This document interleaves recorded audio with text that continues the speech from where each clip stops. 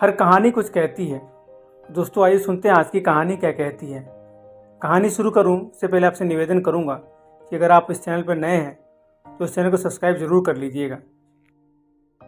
आज की कहानी का नाम है पुण्यों का मोल। दोस्तों ये 100 दिन 100 वीडियो चैलेंज का 29वां वीडियो है। आशा कर रहा हूँ आप लोगों को बाकी वीडियोस पसंद आ रही होंगे। बाकी के 28 वीडियो देखने के लिए आप चैनल के प्लेलिस्ट पर जाकर 100 डे चैलेंज है वहाँ से देख सकते हैं। तो आइए शुरू करते हैं आज की कहानी। एक व्यापारी जितना धनी था उतना ही दान पुण्य करने में भी वो माहिर था। वह सदैव यज्ञ पूजा आदि करता रहता था। एक यज्ञ में उसने सब कुछ अपना दान कर दिया। अब उसके पास परिवार चलाने लायक भी पैसे नहीं बचे थे। व्यापारी की पत्नी ने सुझाव दिया कि पड़ोस के नगर में एक बड़े सेठ रहते हैं।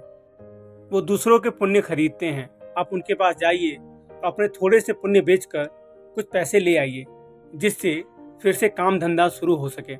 पुण्य बेचने की व्यापारी को बिल्कुल भी इच्छा नहीं थी, किंतु पत्नी के दबाव और बच्चों की चिंता में वो पुण्य बेचने को तैयार हुआ। पत्नी ने खाने के लिए 4 रोटियां बनाकर दे दी। व्यापारी चलता चलता उस नगर के पास पहुंचा। यहाँ पुण्य के खरीदार सेठ रहते थे। उसे भूख लगी थी। नगर में प्रवेश करने से पहले उसने सोचा कि भोजन कर लिया जाए। उसने जैसे ही रोटियां निकाली, एक कुतिया तुरंत के जन्म में अपने बच्चों के साथ आकर सामने खड़ी हो गई। कुतिया ने बच्चे जंगल में जन्म दिए थे। बारिश के दिन थे और बच्चे बहुत छोटे थे, इसलिए वो उन्हें छोड़कर नगर में नहीं जा सकती थी। व्यापारी को दया आ गई। उसने एक रोटी निकालकर कुतिया को दे दिया। कुतिया पलक झपकते ही एक झटके में ही रोटी चट कर गई, लेकिन अब भी वो भूख से हाँफ रही थी। व्यापारी ने दूसरी रोटी, फिर तीसरी रोटी और फिर 4 रोटियां उस कुतिया को खिला दी। खुद केवल पानी पीकर सेठ के पास पहुंच गया। व्यापारी ने सेठ से कहा कि वो अपना पुण्य बेचने आया है। सेठ व्यस्त था। उसने कहा कि शाम को आओ। दोपहर में सेठ भोजन के लिए घर गया और उसने अपने पत्नी को बताया कि एक व्यापारी अपने पुण्य बेचने आया है, उसका कौन सा पुण्य खरीदूं। सेठ की पत्नी बहुत पतिव्रता और सिद्ध थी। उसने ध्यान लगाकर देख लिया कि आज व्यापारी ने एक कुतिया को खाना खिलाया है। उसने अपने पति से कहा कि उसका आज का पुण्य खरीदना, जो उसने एक जानवर को रोटी खिलाकर कमाया है, वो उसका अब तक का सर्वश्रेष्ठ पुण्य है। व्यापारी शाम को फिर अपना पुण्य बेचने सेठ के पास आया। सेठ ने कहा, आज आपने जो यज्ञ किया है मैं उसका पुण्य लेना चाहता हूँ। व्यापारी हंसने लगा। उसने कहा कि अगर मेरे पास यज्ञ के लिए पैसे होते तो क्या मैं आपके पास पुण्य बेचने आता।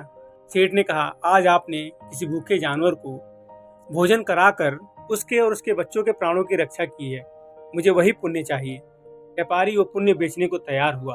सेठ ने कहा कि वो उसके पुण्य के बदले व्यापारी को 4 रोटियों के वजन के बराबर हीरे मोती देगा। 4 रोटियां बनाई गई और उसको तराजू के एक पलड़े पर रखा गया। दूसरे पलड़े पर सेठ ने एक थैले में भरकर हीरे जवाहरात रखे। पलड़ा हिला तक नहीं। दूसरी पोटली मंगाई गई, फिर भी पलड़ा नहीं हिला। कई पोटलियों को रखने पर भी जब पलड़ा नहीं हिला, तब व्यापारी ने कहा, सेठ जी, मैंने विचार बदल दिया है, मैं अब अपना पुण्य नहीं बेचना चाहता हूँ। व्यापारी खाली हाथ अपने घर की तरफ चल पड़ा। उसे डर हुआ कि कहीं घर में घुसते ही पत्नी के साथ कलह न शुरू हो जाए। जहाँ उसने कुतिया को रोटियां डाली थी, वहाँ से कुछ कंकड़ पत्थर उठाए और साथ में रखकर गांठ बांध दी। घर पहुंचकर जब पत्नी ने पूछा कि पुण्य बेचकर कितने पैसे कमाए, तो उसने थैली दिखाई और पत्नी से कहा कि इसको रात में भोजन के बाद ही खोलेंगे। उसके बाद गांव में कुछ उधार मांगने चला गया। उधर उसकी पत्नी ने जब से थैली देखी थी, उसे सब्र नहीं हो रहा था।